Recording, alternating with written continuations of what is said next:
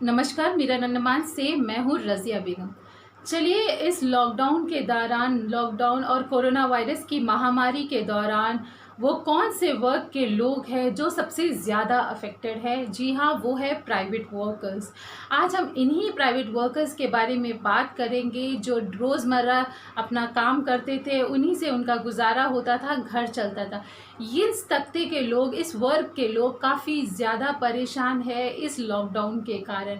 ना तो आमदनी है, उस पर किराए के घर पर रहना, किराया देना, घर बिजली का बिल और पानी का बिल, ये उन पे और लादा जा रहा है, जिससे कि ये लोग काफ़ी ज़्यादा परेशान हैं। हम देखते हैं कि किस तरह से ये लोग इस लॉकडाउन के दौरान अपना गुजारा कर रहे हैं और किस किस तरह की परेशानियां ये झेल रहे हैं।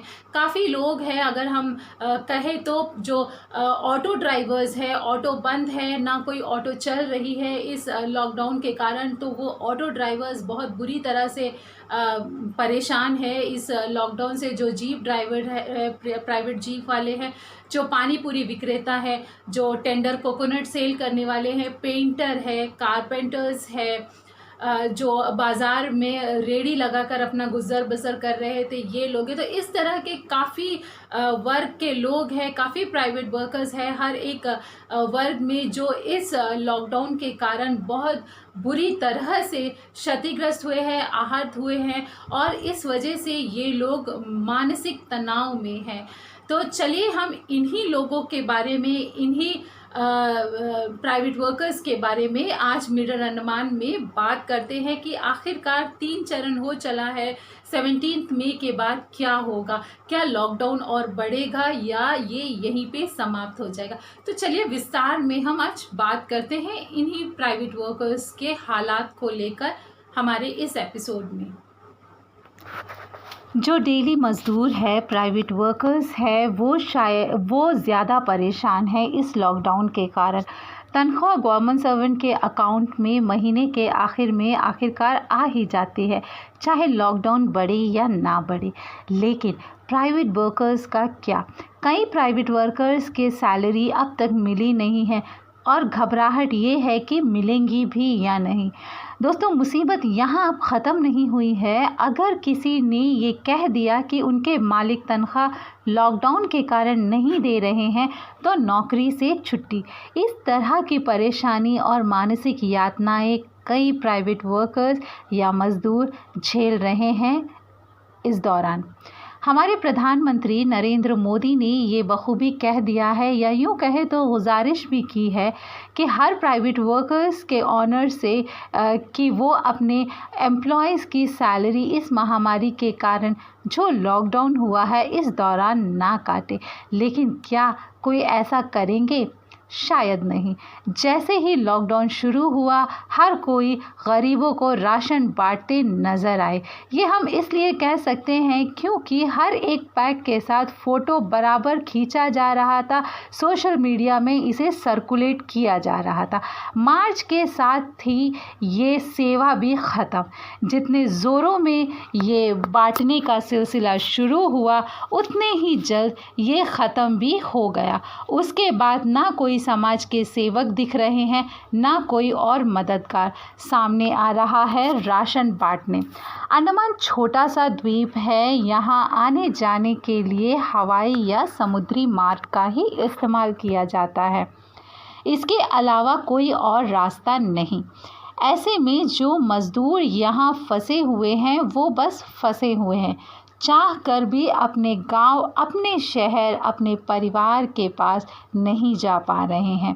उस पर परेशानी ये कि ना कमाई है और यहाँ किराए के घर पर रहते हैं। इस वजह से किराया, पानी व बिजली का बिल भी इन लोगों को देना पड़ रहा है। हर एक दिन इन प्राइवेट वर्कर्स के लिए पहाड़ जैसा गुजर रहा है। ये लॉकडाउन का तीसरा चरण है। ना जाने 17 मई के बाद क्या होगा। कई ऐसे सवाल लोगों के जहन में हैं। क्या लॉकडाउन ख़त्म हो जाएगी? जो नॉर्मल ज़िंदगी है लोगों की, वो पटरी पर आ पाएगी? फिर से कामकाज खुल पाएगा? इत्यादि। हमारी बातें हुई हैं कुछ ऐसे लोगों से जो रोज़ कमाते हैं और इसी से इनका गुज़र बसर होता है। आज हम बात करेंगे उन ऑटो व जीप ड्राइवर्स, पानी पूरी विक्रेता, डेली कंस्ट्रक्शन या टीका में काम करने वाले मज़दूर, नारियल पानी यानी कि टेंडर कोकोनट बेचने वाले, पेंटर, मिस्त्री, कपड़ों के दुकान में काम करने वाले वर्कर्स, बाज़ार में रेड़ी लगाकर जीविका कमाने वाले लोग, पान दुकान वाले, प्राइवेट बस ड्राइवर्स, नींबू पानी बेचने वाले इत्यादि। इन लोगों की रोज़ाना आमदनी से ये अपना घर भी चलाते थे और अपना काम भी, लेकिन अब हालात ऐसे हैं, ना आमदनी है ना कुछ और करने की हिम्मत। घर में जो सामान पड़ा है उसी से गुज़र बसर हो रहा है। मकान मालिक किराया मांग रहे हैं, देना मुश्किल हो रहा है। इस लॉकडाउन के कारण मानसिक तनाव भी ज़्यादा है। ऊपरी व मध्यम वर्ग के अलावा जो निचले वर्ग के लोग हैं वो काफ़ी ज़्यादा परेशानियां झेल रहे हैं। अगर पंचायत प्रधान की हम बात करें तो पंचायत प्रधान कहते हैं उनके पास कोई फंड नहीं है इस महामारी के दौरान खर्च करने को। हर काम प्रशासन के द्वारा ही किया जा रहा है। पंचायत के प्रधान के पास फंड नहीं है, लेकिन कई प्रधान अपने एरिया के गरीब व प्राइवेट वर्कर्स के नाम लिख एडमिनिस्ट्रेशन को भेज रहे हैं ताकि इन लोगों को ज़रूरत के सामान मिल पाए। बहरहाल जहां ये पूरा लॉकडाउन अंडमान प्रशासन की निगरानी में है, तो उम्मीद से हमारी नज़र हमारे द्वीपों के उपराज्यपाल की तरफ ही उठती है। उन्हें ये ध्यान बखूबी देना होगा, या यूँ कहे तो इन प्राइवेट वर्कर्स की आर्थिक हालात को समझना भी होगा। अंडमान निकोबार द्वीप समूह में प्राइवेट वर्कर्स के क्या हालात हैं, क्या उनकी सैलरी पूरी दी जाएगी, इन रोज़मर्रा के काम करने वालों का अब आगे क्या होगा, इसके लिए उपाय जल्द ही सुझाना भी होगा। मिरर अंडमान ने एक्स एमपी विष्णुपद रॉय और कुछ प्रधान से भी बात की और गरीब प्राइवेट वर्कर्स की परेशानी के बारे में बताया। उन्होंने इस पर दुख भी व्यतीत किया है और क्या कहा है, चलिए सुनते हैं इन्हीं की ज़बानी।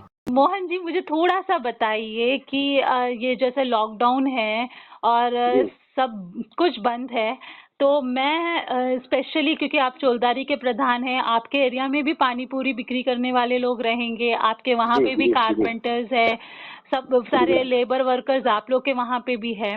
तो इन लोगों का जो है डेली इनका कमाना होता था, इनसे इनका गुजारा भी चलता था, रेंट भी देना होता है और इसी से इनका यही पैसे से ये अपना बिजनेस के लिए भी सेव करते हैं। तो इस महामारी के दौरान जो कि लॉकडाउन है, सब कुछ बंद है, सरकार तो बोल रही है कि ये करना है, उतना चावल देना है, लेकिन ये लोग जो है मेंटली भी डिस्टर्ब हो चुके हैं। गरीब है, सामान नहीं है, पैसे नहीं है, तो ऐसे में वहाँ पे क्या हो रहा है, क्योंकि पंचायत को भी कोई राइट्स नहीं है कि वो इसमें कुछ खर्चा करे या कुछ हेल्प करे, पूरा जो है प्रशासन देख रहा है। तो आपका क्या कहना है कि ये जो सिचुएशन है, इस सिचुएशन में इस तरह के जो लोग हैं आपके एरिया में, उनका गुजारा कैसे हो रहा है? खाने के लिए उनको राशन मिल रहा है, नहीं मिल रहा है, चावल, दाल, चीनी जो भी है, इसको लेके थोड़ा सा आपका व्यू जानना था सर। एक्चुअली जो फैक्ट यहाँ पे हुआ है, जो उसमें क्या हुआ कि गवर्नमेंट ने मुझे यहाँ पे दो तरह के स्टैंडर्ड लोग थे। एक था कि जिन लोग मजदूर हैं, जिनके यहाँ पे सिर्फ कॉन्ट्रैक्टर, छोटे छोटे कॉन्ट्रैक्टर, जैसे प्राइवेट बिल्डिंग बनाने के लिए 10 जन को लेके आए कोई कॉन्ट्रैक्टर, और वो कॉन्ट्रैक्टर भी कोई हाई फाई नहीं है, तो जिसके कारण वो लोग के पास एक प्रॉब्लम था, जिन लोग के पास कुछ भी नहीं है, बैचलर्स हैं और ग्रुप आए। और दूसरा है जिन लोग यहाँ पे सब्जी विक्रेता होगा या फुचका जैसे आप बताएं, उन लोगों के पास में राशन कार्ड भी नहीं है, और छोटे छोटे रेंट हाउस 2-2.5 हजार रेंट में भी वो रहते हैं उन लोग। फैक्ट आपने सही बताया। तो मैंने ये दो बात को एडमिनिस्ट्रेशन के पास भी रखा था, तो जिसके कारण 82 फैमिलीज को यहाँ पे जिन लोग विदाउट राशन कार्ड है, उन लोगों को एक बार अपना राशन गवर्नमेंट ने आके देकर गए हैं। अच्छा। और लेकिन तब भी उन लोगों को फाइनेंशियल प्रॉब्लम तो है ही, क्योंकि ये शायद मार्च के महीने में ही दिया है, शायद मार्च में दिया है, उसके बाद अब किसी ने कुछ पूछा भी नहीं है, अप्रैल में हो गया है। नहीं, हमारे यहाँ पे थोड़ा सा लेट से दिया था क्योंकि मैंने डिमांड किया था, उसके बाद जी इन लोगों ने आके वो जी हरी सर आके फिर चेक किए कि मोहन ने जो डेटा दिया गलत तो नहीं, वो चेक किए, जी उसके बाद जाके इशू किए हैं। जी। तो करीबन 15 डेज पहले यहाँ पे दिए हैं। ओके। लेकिन जो वो तो चाल दावल कुछ ही प्रोडक्ट्स देते हैं, लेकिन लोगों का तो फाइनेंशियली प्रॉब्लम तो है ही। और जो डेली अर्निंग्स के लोग थे, जी उन लोग पंचायत में आके पूछते हैं भैया हम लोगों को कुछ भी नहीं है, हम लोग क्या करेंगे। लेकिन हमारे पास तो वो ना कोई पावर है, ना ही हम लोग वो बात को उन लोग को सांत्वना देना छोड़ के और कोई उपाय हमारे पास होता भी नहीं है। कोई कोई नाराज भी हो जाते हैं पंचायत के ऊपर जी कि जी। यहाँ दे रहे हैं, वहाँ दे रहे हैं, आप लोग रेडियो में बोला है हाँ दे हाँ देंगे करके।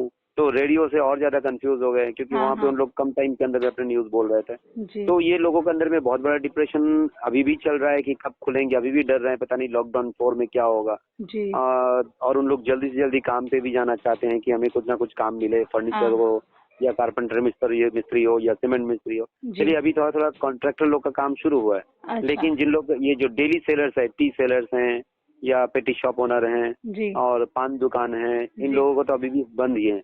और हाँ उन हाँ लोगों का वाकई में बहुत गरीबी हालत है और उन लोग अभी भी एक्सपेक्ट करते कि गवर्नमेंट कुछ दे उन लोगों को या कोई फाइनेंशियल पैकेज उन लोगों को मिले ताकि कम से कम उन लोग अपना बिजनेस से भी आगे निकल सकते हैं। ये जो एक जी। पैसे प्रॉब्लम हुआ इसे वो ओवरकम कर सके। ओके। मोहन जी, आपको क्या लगता है कि ये जो फोर्थ चरण है लॉकडाउन का, ये आप चाहते हैं कि ये कंटिन्यू ये लॉकडाउन चले या यहाँ पे खुलना चाहिए कुछ एहतियात मतलब कुछ प्रिकॉशंस के साथ यहाँ पे खुलना चाहिए?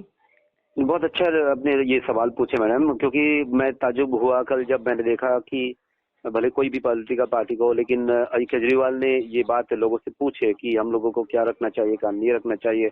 जी लेकिन मैं आज भी किसी किसी को बता रहा था कि एडमिनिस्ट्रेशन ना हमें पूछे और ना ही ये बात क्लैरिफाई किए कि क्या होने वाले हैं। जी तो अंडमान निकोबार ग्रीन जोन की तरफ जा रहा है, जी लेकिन अभी भी लोगों का इस बात से एक मन में ऑलरेडी इतना दिन से उन लोगों को एक ट्रॉमा जैसा सिचुएशन है, लेकिन अभी भी ऐसा कुछ भी क्लैरिफिकेशन नहीं है कि क्या होने जा रहा है। आने वाले दिन के लिए वो क्या तैयारी करेंगे। मानिए किसी के पास 5 किलो चावल है, जी अभी उसको क्या आने वाले दिन के लिए क्या तैयारी करना, वो उसका रुकावट होगा कि नहीं होगा वो खुद ही नहीं जानते हैं। जी। और अगर 18 तारीख के बाद मालूम होगा तो वो तब तक अपना तैयारी कैसे करेंगे, कैसे है ना। करेंगे? तो जी जी मानिए किसी को कुछ थोड़ा बहुत राशन दिया था, वो राशन वो खा रहे हैं। जी या फिर मानिए एपीएल वाले लोगों को, जिन लोगों को चावल दिया था और साथ में गेहूं दिए थे, जी अभी चावल खत्म हो गया है, गेहूं रखा हुआ है और वो 100 में जो पीसने वाला मशीन बंद है, आस पास में है नहीं। जी तो वो क्या करे, उसका क्या तैयारी करे, वो अभी तक हुआ नहीं है।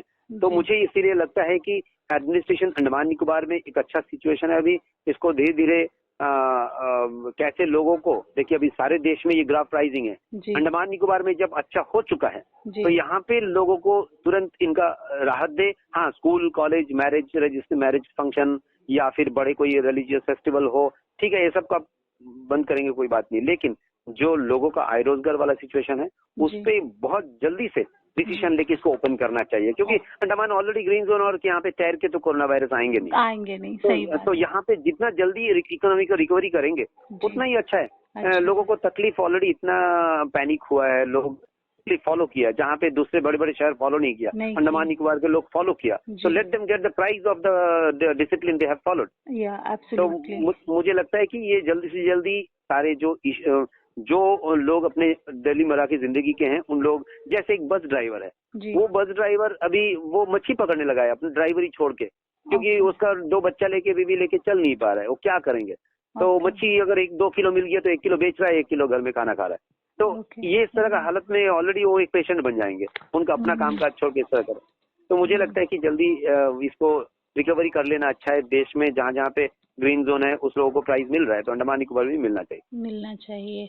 ओके। और क्या आपको लगता है कि एडमिनिस्ट्रेशन के तरफ से काफी फंड तो शायद आ ही रहा होगा यहाँ पे भी अंडमान एडमिनिस्ट्रेशन में कोविड का लड़ाई के लिए, तो आपको लगता है जो ये प्राइवेट वर्कर्स हैं इनको कुछ सहायता हमारे एडमिनिस्ट्रेशन के थ्रू मिलना चाहिए, कुछ अमाउंट ऐसा कुछ आपको लगता है, कुछ ऐसा हो सकता है क्या?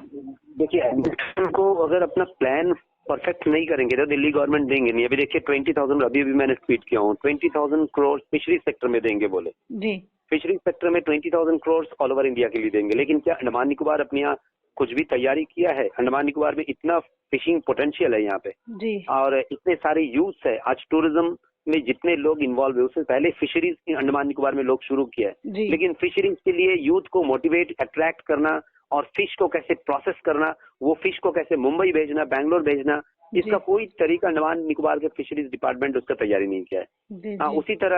उसी तरह हमारे एग्रीकल्चरल सेक्टर में मेडिसिनल प्लांट, नोनी जो कल्टीवेशन हैं, मेडिसिनल प्लांट का भी आज 4,000 करोड़ दिए हैं।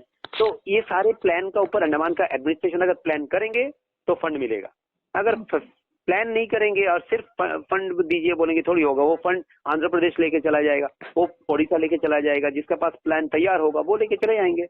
तो हमें अपना प्लान तुरंत तैयार करना, नाबार्ड हो या हमारे एग्रीकल्चर डिपार्टमेंट हो या फिशरीज डिपार्टमेंट हो या हमारे वेटनरी सेक्टर्स हो, इन लोगों का पास पोटेंशियल अंडमान निकोबार में, इसको कैपिटलाइज करना चाहिए। इसको अगर हमारे स्पाइसेस यहाँ पे होता है, मेडिसिनल्स यहाँ पे होते हैं, एग्रीकल्चरल यहाँ पे अच्छा से कर सकते हैं, लेकिन उसके लिए प्रॉम्प्ट होना है और सुइटेबली प्लान एंड प्रोजेक्ट तुरंत भेजेंगे तो फंड आएंगे। और अगर नहीं भेजेंगे, गवर्नमेंट ऐसी ठेल के हमारे पास नहीं देंगे, हमें कैपिटलाइज करना है।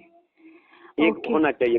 गवर्नमेंट देने के लिए तैयार है, लेकिन positive attitude of the administration बहुत इंपॉर्टेंट है। अपना यूसी, अपना प्लान, अपना प्रोजेक्ट तुरंत भेजे, अपना ड्रीम दिखाए, अपना प्लान दिखाए और जरूर हमारे पास फंड आएगा। और उससे हमारे अनएम्प्लॉयड यूथ जो अभी काफी ज्यादा वो टेंशन में है, उनको हम लोग फिशिंग में कैपिटलाइज कर दें। अंडमान में ह्यूज पोटेंशियल है टूना फिश का, और तमाम सेक्टर में हम लोग फिशिंग में जोर लगा सकते हैं। तो ease of doing business Andaman में होना है और जो सेक्टर्स है उसको कैपिटलाइज करना है। फंड अभी जो है उससे हम लोग को छीन छान कर लाना है, तुरंत प्लान जमा करके।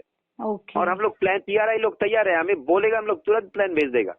सारे पीआरआई लोग तैयार है, पंचायत प्रधान लोग एकदम तैयार है हमारे प्लान। कितने सारे पॉन्ड बनाने का अपॉर्चुनिटी है, छोटे छोटे मच्छी का चारा अंडमान के किसान लोगों को मिलता नहीं है, और उन लोग पॉन्ड में मच्छी करना चाहता है, वो मच्छी का चारा उनको मिलता नहीं है। तो ये अगर उन लोग ला के देंगे मेलैंड से, आराम से स्वीट वाटर फिश कल्टीवेशन होगा, है ना। तो ये एडमिनिस्ट्रेशन के ऊपर डिपेंड करता है। ओके मोहन सर, कोई मैसेज है आपका लोगों के लिए during this covid third phase खत्म हो रहा है, ऑलमोस्ट एक ही दिन बचा है, तो कोई मैसेज आप जो आइलैंडर्स को देना चाहे? जरूर जरूर जरूर, आपने हमें मौका दिया, ये सबसे बड़ा बात है, क्योंकि आप जैसे एक प्लेटफॉर्म में अगर हम बोल सकेंगे तो काफी लोगों को उससे फायदा मिल सकता है। मेरा बोलने का यही है कि देखिए, हमें अगर हम सोचेंगे कि हमें क्यों नहीं मिला, उस आदमी को क्यों मिला, उस आदमी को क्यों मिला, तो इसका जवाब ढूंढ के नहीं मिलेगा। एक महामारी आया था अंडमान निकोबार में, हम सब मिलकर डिसिप्लिनली फॉलो किया और 33 में रुक गए, 100% रिकवरी हो गया और पीछे सोच की जरूरत नहीं है। अभी लॉकडाउन 4 में हमें पूरा उम्मीद है अंडमान निकोबार एडमिनिस्ट्रेशन इसको धीरे से इसको लूजनिंग करेंगे, हमें मौका मिलेगा और अंडमान निकोबार में हम आगे जोर लगा के काम करें और देश की जो अभी मौका मिला है हमें, हमारे हर सेक्टर में जो हम अपने सेक्टर में हैं वो सेक्टर में जोर लगाए। अंडमान निकोबार में हमें इस अपॉर्चुनिटी में आगे बढ़ना है, क्योंकि इसको एक अपॉर्चुनिटी के तौर पे देख के हमें यहाँ से कैसे आत्मनिर्भर बनने के लिए कैसे प्रोडक्टिविटी बढ़ाया जाए, उस पे गवर्नमेंट का जो फंड है उसको यूटिलाइज करे, बैंक से बात करे, नाबार्ड से बात करे, अपना फंड ले और फिर से जोर शोर से। देखिए, ये प्रकृति का एक आपदा है जैसे हमारे ऊपर में आया, इसके ऊपर कोई कंट्रोल नहीं था और इसे हमें रिकवरी करके अभी आगे तरफ बढ़ना है। जो भी लॉस हो गया, अभी बोलेंगे उसको मिला, उसको नहीं मिला, ये सब सोचने से, ब्लेम गेम से काम नहीं चलेगा। अभी हमें ये ही देखना है कि अभी कैसे और भी रिकवरी करके हम लोग आगे उन्नति की तरफ बढ़ सके। जी, थैंक यू मोहन जी, बहुत अच्छा आपने मैसेज दिया है। Thank you so much for your time. Thank you ma'am. इसी तरह हमने हेमंत जो शोर पॉइंट के प्रधान हैं उनसे बात की। चलिए उनसे भी जानते हैं कि उन्होंने क्या इनिशिएटिव लिया है अपने एरिया के प्राइवेट वर्कर्स के लिए। सारा ड्राइवर से मेरे पास लिस्ट है, 70 जन कुछ है मेरे पास में। 70 जन का लिस्ट है। अच्छा, हाँ। हम उनको डायरेक्ट ऑफ ट्रांसपोर्ट में भेजे। 70 जन का लिस्ट क्या है? आपका एरिया का होगा ना? मेरा एरिया का, मेरे पंचायत का। हाँ, तो क्या इनको डायरेक्ट ऑफ ट्रांसपोर्ट में भेजा था। हाँ। जितने भी ड्राइवर थे उन लोग अभी तक ओके करके बोला, लेकिन रिप्लाई अभी ऑफिस में जब आदमी जाएगा जो भी लोग बेनिफिट मिलेगा, जो भी मिलेगा उन लोग देखता है, लेकिन अभी तक उन लोगों के लिए कुछ नहीं दिया। अच्छा, मतलब आप क्यों दिए हैं वो लोगों का नाम डिपार्टमेंट में, ताकि कुछ हेल्प मिले उनको? हाँ, कुछ हेल्प मिलेगा। अभी देखो, हम लोग आज से तो कुछ नहीं दे सकता। हाँ। इसको तो सब बंद कर रखा है सारा ऑफिस में, सेक्रेटरी सारा स्टाफ तो आपका बंद है ऑफिस में, तो कोई आता नहीं। पंचायत की तरफ से कोई हेल्प नहीं हो रहा है कहीं पे भी? कहीं से भी नहीं होता है। ओके। ठीक है, इन लोग क्योंकि पंचायत के सेक्रेटरी लोग आता नहीं। अभी हम लोग कोई भी डिसीजन लेके अगर अपना पैसा खर्च कर दिया, इन लोग पेमेंट देने टाइम हम लोग नहीं मालूम ऐसा बोल के करेगा। उन लोग तो पंचायत वालों को घर में रहने के लिए तो बोला है। अच्छा, ओके। आप लोग हम लोग एडमिनिस्ट्रेशन हम लोग देख लेगा, आप लोग सब घर में रुको करके। अच्छा, ओके। हाँ, फिर अभी हम लोग क्या करेगा, अथॉरिटी जो कंसर्न डिपार्टमेंट है, हाँ, उन लोग को हम लोग मैसेज करता है। अभी जैसा लेबर है, हाँ, प्राइवेट में काम करता है, डेली के डेली आके काम करता है ना, हाँ, हाँ, उन लोग को जो बेनिफिट मिल रहा है लेबर कंपनी, हाँ, लेबर कंपनी को हम लोग जब तक काम करते हैं जो भी है, हाँ, उन लोग कह के हम उस लोग भेजा लेबर कंपनी को हाँ, हाँ, कि इन लोगों को कुछ बेनिफिट कुछ भी दो करके। हम्म, ठीक है, उन लोग जो फॉर्मेट वगैरह देता है वो फॉर्मेट इतना करके और सब इन्फॉर्मेशन मिलेगा ही नहीं। फिर भी अपना काम है उसको दे के रिश्ते बना के भेजा। उन लोग करेगा कुछ जो करेगा, लेकिन ये सब तो होते लॉकडाउन तो खुल जाएगा, लेकिन उन लोग तो कुछ खाने के लिए तो खुद देना। हाँ, हाँ, सही बात है। सारा नहीं है चलिए, अभी मान लो कि मेरा लिस्ट में अभी 70-80 जन है, 80 जन ठीक है, 50 जन को तो ठीक है, उसको फैमिली सपोर्ट है, कोई सपोर्ट है हो जाएगा। बाकी 30 जन रहता, 40 जन रहता, उन लोग तो अपना ओन रहता ना, अपना ओन किसी गाड़ी चलाता होगा, उन लोग किराए पे रहता। ये तो जुनून है सब। सही बात है, क्योंकि अभी तो इन लोग के लिए हाँ, और इन लोग एडमिशन कौन सा भेज देता, 5 केजी चावल देता, 1 केजी आलू देता, 1 केजी प्याज देता, उसमें 2 केजी आटा देता। उसमें तो 3-4 महीने का राशन तो नहीं होएगा ना। नहीं होएगा, सही। हमने हमारे ex MP mister Vishnupad Roy ji से भी बात की है। चलिए सुनते हैं वो क्या कहते हैं इस विषय में।